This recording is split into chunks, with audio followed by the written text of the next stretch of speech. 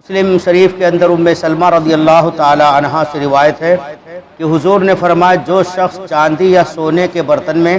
کھاتا پیتا ہے وہ اپنے پیٹ میں جہنم کی آگ اتارتا ہے۔ معلوم ہوا کہ سونے اور چاندی کے برتن میں کھانا نہیں چاہیے۔ جو لوگ اس قسم کی بات حرکتیں کرتے ہیں کہ جن کو اللہ نے دی ہے مال و دولت، تو بہت سے لوگ کیا سونے چاندی کے برتنوں میں کھاتے ہیں۔ یہ کھانا کفار کا طریقہ ہے اور کفار کے طریقے پر عمل کرنے کی صورت میں جہنم کا آدمی مزہ چکھنا پڑے گا اسے، اس لیے اس سے بچنے کی احتیاط کرنے کی ضرورت ہے۔ ابو داؤد وغیرہ نے ابو ہریرہ رضی اللہ تعالی عنہ سے روایت کی ہے، رسول اللہ صلی اللہ تعالی علیہ وسلم نے فرمایا کہ جب کھانے میں مکھی گر جائے تو اسے غوطہ دو اور پھینک دو، کیونکہ اس کے ایک بازو میں بیماری ہے اور دوسرے میں شفا ہے،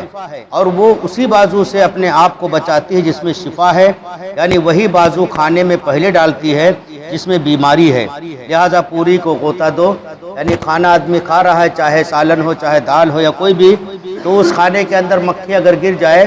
تو وہ اکثر گرنے کے ٹائم پر اپنے ایک پر کو نیچے کرتی ہے، ایک بازو کو، یعنی کھانے کے اندر ایک پر کو ڈباتی ہے،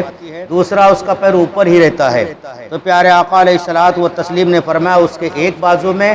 شفا ہے، ایک میں بیماری ہے، تو جس میں بیماری ہے وہی پر کو وہی بازو کو وہ کھانے کے اندر ڈالتی ہے، تو اس کو اگر گر جائے ایسا کھانے میں تو اس کو اندر ڈبا دے، ڈبا کے پھینک کر کے پھر کھانا کھا سکتے ہیں، وہ کھانا کھانے میں کوئی حرج نہیں ہے۔ ابو داؤد کے اندر حدیث ہے، ابن ماجہ کے اندر ہے، دارمی میں ہے، حضرت ابو ہریرہ رضی اللہ تعالی عنہ سے روایت ہے، وہ عرض کرتے کہ پیارے آقا علیہ الصلوۃ والتسلیم نے فرمایا کہ جو شخص کھانا کھائے اور دانتوں میں کچھ رہ جائے تو اسے اگر خلال سے نکالے تو تھوک دے اور زبان سے نکالے تو نگل جائے، جس نے ایسا کیا اچھا کیا اور نہ کیا تو بھی حرج نہیں۔ یعنی کھانا اگر آدمی کھایا، اب کھانا کھانے کے بعد گوشت ہے یا سبزی کوئی بھی ٹکڑا کھانے کا دانت میں پھنس گیا تو لکڑی لکڑی سے اسے کھودتے اس کو بولتے خلال، تو اگر خلال سے دانت میں کیا گیا، خلال دانت میں کیا گیا، لکڑی لگائی گئی دانت میں اور اس کے ذریعہ سے وہ کھانا نکلا کوئی بھی ذرہ کھانے کا، تو اسے پھینک دینا چاہیے۔ اور پیارے آقا نے فرمایا اگر زبان سے دانت میں کہیں پھنسا ہے، زبان ادھر لگائے، زبان کی رگڑ سے، زبان کی طاقت سے اگر وہ دانت سے باہر نکلا تو اسے کھا سکتے ہیں، مگر نہ کھائے تو بہتر ہے۔ یعنی جس نے کھا لیا وہ بھی حرج کوئی نہیں ہے اور نہ کھایا تو بھی کوئی حرج نہیں۔ اب مسائل یعنی احادیث مبارکہ اور قرآن مقدسہ کی ان آیتوں کی روشنی میں جو مسائل نکلتے ہیں ان مسائل کا ذکر ہے۔ بعد صورت میں کھانا فرض ہے کہ کھانے پر ثواب ہے اور نہ کھانے میں عذاب، وہ کون سی صورت ہے یہ سماعت فرمائیں۔ اگر بھوک کا اتنا غلبہ ہو کہ جانتا ہو کہ نہ کھانے سے مر جائے گا تو اتنا کھا لینا جس سے جان بچ جائے فرض ہے، اور اس صورت میں اگر نہیں کھایا یہاں تک کہ مر گیا تو گنہگار ہوگا، اور اتنا کھا لینا کہ کھڑے ہو کر نماز پڑھنے کی طاقت آ جائے اور روزہ رکھ سکے، یعنی نہ کھانے سے اتنا کمزور ہو جائے گا کہ کھڑا ہو کر نماز نہ پڑھ سکے گا اور روزہ نہ رکھ سکے گا، تو اس مقدار سے کھا لینا ضروری ہے، اس میں ثواب بھی ہے۔ یعنی وہ صورتیں بتائی گئی کہ جس صورت میں کھانا ضروری ہے آدمی کا، یا بھوک سخت لگی ہے، اب سوچ رہا آدمی میں کھانا نہیں کھاؤں گا جیسے روزہ ہی کیوں نہ رکھا ہے، یا ایسے ہی عہد کر لیا میں کھانا نہیں کھاؤں گا،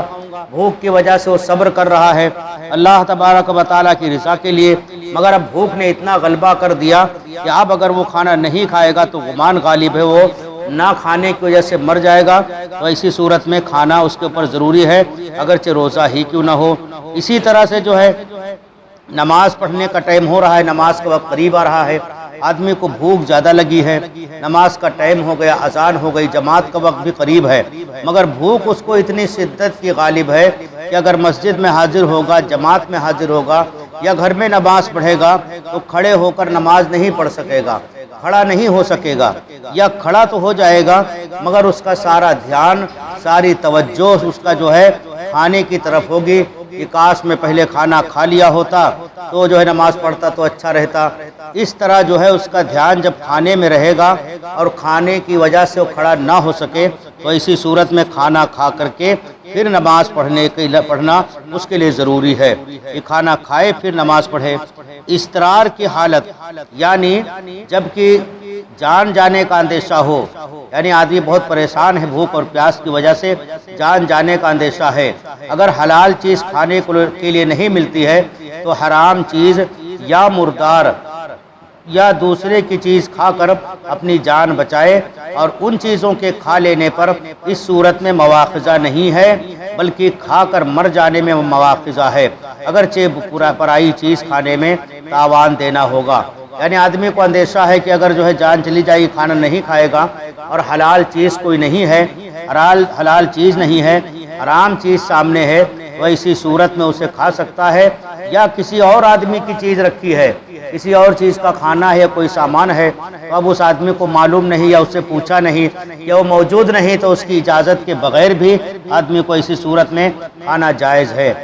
پیاس سے ہلاک ہونے کا اندیشہ ہے تو کسی چیز کو پی کر اپنے کو ہلاکت سے بچانا فرض ہے، یعنی پانی نہیں ہے اور شراب موجود ہے اور معلوم ہے کہ اس کے پی لینے میں جان بچ جائے گی، تو اتنی پی لے جس سے اندیشہ جاتا رہے، ایسا نہیں کہ پورا پیٹ بھر پیتا رہے، پی لے۔ اگر جو ہے آدمی کو جو ہے سخت پیاس لگی ہے، اب پیاس کی صورت ایسی اس کے اوپر غالب ہے کہ پانی نہیں پیے گا تو پیاس سے مر جائے گا، اب پانی تو نہیں، پانی کے علاوہ شراب ہے، تو اگر شراب ہے اسی صورت میں اور بالکل گمان غالب ہو کہ اب ہم بغیر پیے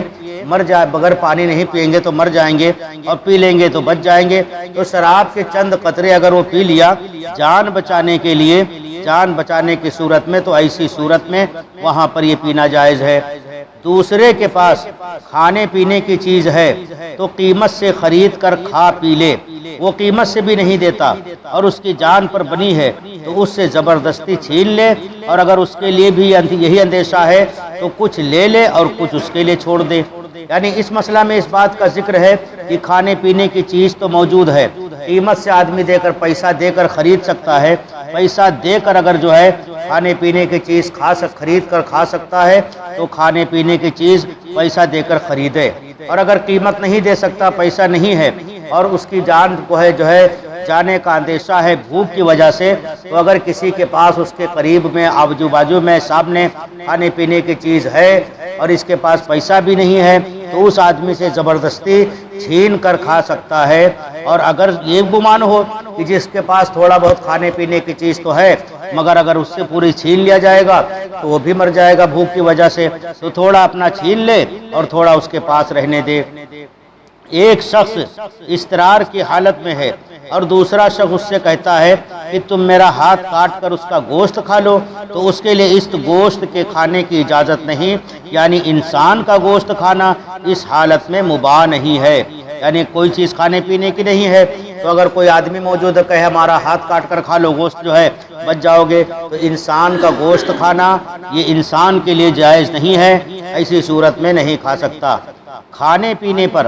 دوا اور علاج کو قیاس نہ کیا جائے، یعنی حالت اضطرار میں مردار اور شراب کو کھانے پینے کا حکم ہے، مگر دوا کے طور پر شراب جائز نہیں ہے، کیونکہ مردار کا گوشت اور شراب یقینی طور پر بھوک اور پیاس کا دفیعہ ہے، اور دوا کے طور پر شراب پینے میں یہ یقین کے ساتھ نہیں کہا جا سکتا کہ مرض ختم ہی ہو جائے گا، لہٰذا اگر جو ہے کوئی شخص بیمار ہے اور بیمار کے طور پر کوئی اس کو کہتا ہے کہ دیکھو تم بیمار زیادہ ہو، تو دوا کے طور پر کچھ دوائیں جو ایسی ہوتی ہیں کہ اگر شراب میں ملا کر پیا جائے، کھایا جائے تو ٹھیک ہو جاؤ گے، تو ایسی صورت میں بیمار کا شراب کا استعمال کرنا جائز نہیں ہے، کیونکہ جو ہے یہ بیماری کی شفا اللہ نے شراب میں نہیں رکھی، بلکہ اپنی قدرت، اپنی طاقت و قوت سے اللہ نے جو ہے بیماروں کو شفا دیتا ہے، تو بیماروں کو شفا دینا یہ اللہ کی خوبی ہے۔ اللہ تبارک و تعالی نہ چاہے تو نہ دوا فائدہ کر سکتی ہے نہ شراب، لہٰذا اس وجہ سے دوا کے طور پر شراب کا استعمال کرنا اور کوئی سوچے کہ ہم جو استعمال کریں گے بیماری ٹھیک ہو جائے گی، یہ وہم ہے، یہ گمان ہے، یہاں پر جو ہے قیاس اس بات کو نہیں کیا جائے گا کہ بھوک اور پیاس میں جو ہے مرنے کی حالت میں کیسی تکلیف طاری ہو گئی کہ اگر کھانا پینا نہیں کھائے گا تو مر جائے گا تو شراب پی سکتا ہے، تو کوئی کہے جب وہاں شراب پی سکتے تو بیمار کو اگر دوا کے طور پر جو ہے دے سکتے ہیں تو حرج کیا ہے، یہ عقل جو ہے لگایا نہیں جائے گا، کیونکہ اللہ تبارک و تعالی نے اس کے تعلق سے قرآن میں ارشاد فرمایا کہ جو بیماری جو ہے، کچھ بیماری کی شفا اللہ نے شراب میں رکھی تھی مگر جب شراب کی حرمت کی آیت نازل ہوئی، سورہ بقر کے اندر یہ آیت ہے کہ جب اللہ نے شراب کی حرمت کے بارے میں آیت نازل فرمایا تو اللہ نے فرمایا ہم نے شراب کے اندر جو نفع تھا، جو بیماری سے فائدہ پہنچانے کا جز تھا، وہ ہم نے ختم کر دیا۔ یہ خود اللہ کا فرمان ہے، اللہ کا قرآن ہے، لہٰذا ہم کو اور آپ کو قرآن مقدسہ پر عمل کرنے کی ضرورت ہے۔ دوا کے طور پر نہ استعمال کیا جا سکتا، نہ کوئی کہے تو اس کو بتایا جا سکتا ہے، یا کوئی اپنے عقل کی بنیاد پر کہے کہ نہیں وہاں کھا سکتے وہاں پی سکتے ہیں بھی جو ہے بھوک کی حالت میں، تو یہاں کیوں نہیں؟ تو دین کے اندر، شریعت کے اندر، اللہ کے احکام میں دین جو ہے عقل نہیں چلتا، عقل کام نہیں آتی، بلکہ اللہ کا فرمان اور اللہ کے نبی کے فرمان پر عمل کرنے کی ضرورت ہے۔ پروردگار عالم کی بارگاہ میں دعا ہے